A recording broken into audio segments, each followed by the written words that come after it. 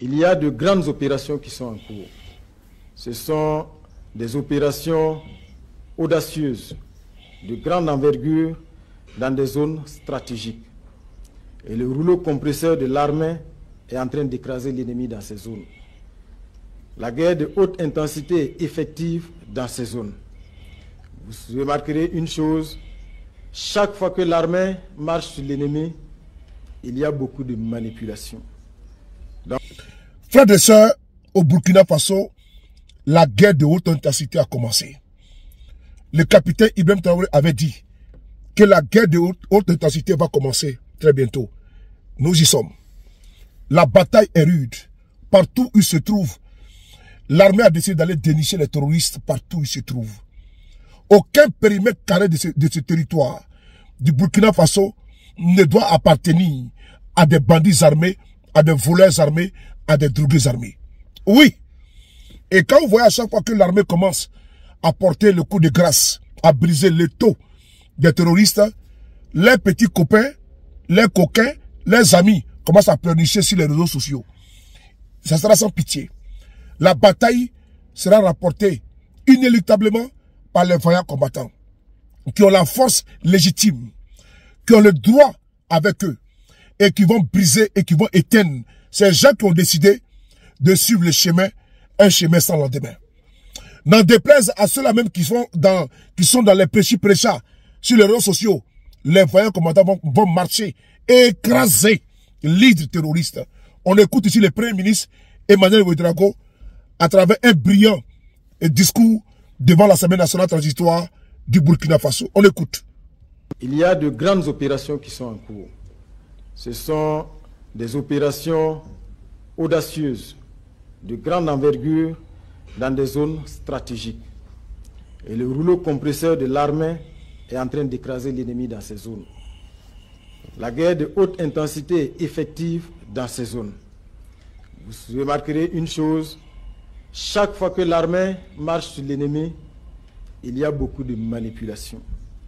Donc c'est l'occasion d'attirer votre attention sur ces actions de manipulation qui, chaque fois que l'armée marche sur l'ennemi, ont pour seul objectif de décourager, de distraire et surtout de remettre en cause les acquis significatifs de cette marche pour la reconquête de l'intégrité du territoire. Rendons hommage à nos héros. Chantons les louanges de nos forces combattantes qui, à l'heure où nous sommes en train de sacrifier à cette obligation, sont en train, au prix de leur vie, d'amplifier la dynamique de reconquête du territoire. Ces forces-là sont en train de mettre pied dans des zones qui étaient considérées comme des sanctuaires imprénables. Ils sont en train de mettre pied dans des forêts qui étaient des refuges de ces hordes terroristes, d'où elles venaient s'attaquer de façon lâche aux populations civiles, aux paisibles villageois, piller leurs biens et trouver refuge dans ces forêts. Ce travail-là est en cours et les résultats sont significatifs. Il ne faut donc pas céder à la manipulation et de toute façon les auteurs de ces manipulations sont toujours les mêmes. Ce sont les mêmes qui dépriment chaque fois que nos forces combattantes infligent des défaites cuisantes à l'ennemi et c'est les mêmes qui ne se cachent pas de se réjouir ou d'afficher leur satisfaction quand les populations civiles innocentes sont attaquées, quand nos forces de défense et de sécurité sont lâchement attaquées. C'est le fait d'individus, vous les connaissez, et c'est le fait aussi de relais à travers un certain nombre de médias mensonges qui ont été démasqués depuis longtemps et fort heureusement et de façon souveraine et courageuse, ces médias ont été fermés au Burkina Faso. Ils ont été fermés dans tout le Sahel parce qu'on a compris que ces médias ne sont pas là pour nous informer, mais pour manipuler, nous maintenir dans la servitude et surtout instrumentaliser nos points de vulnérabilité. Donc les combattants à l'heure actuelle, je vous le dis, chantez leur louange parce que ce qu'ils sont en train de faire à l'heure actuelle, sont des offensives historiques, extrêmement stratégiques, qui leur permettent aujourd'hui de mettre pied dans des zones qui étaient fortement infestés, sanctuarisés, et l'opération va se poursuivre, s'intensifier, parce qu'aucune manipulation ne passera. Et le chef de l'État l'a dit, cela sera réaffirmé ici, aucun centimètre carré du Burkina Faso ne sera cédé.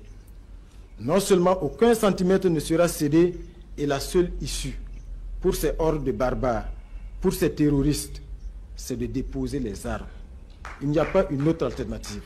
Donc aujourd'hui, vouloir se cacher derrière une quelconque manipulation pour penser affaiblir la dynamique, c'est sous-estimer le sursaut du peuple burkinabé derrière les combattants.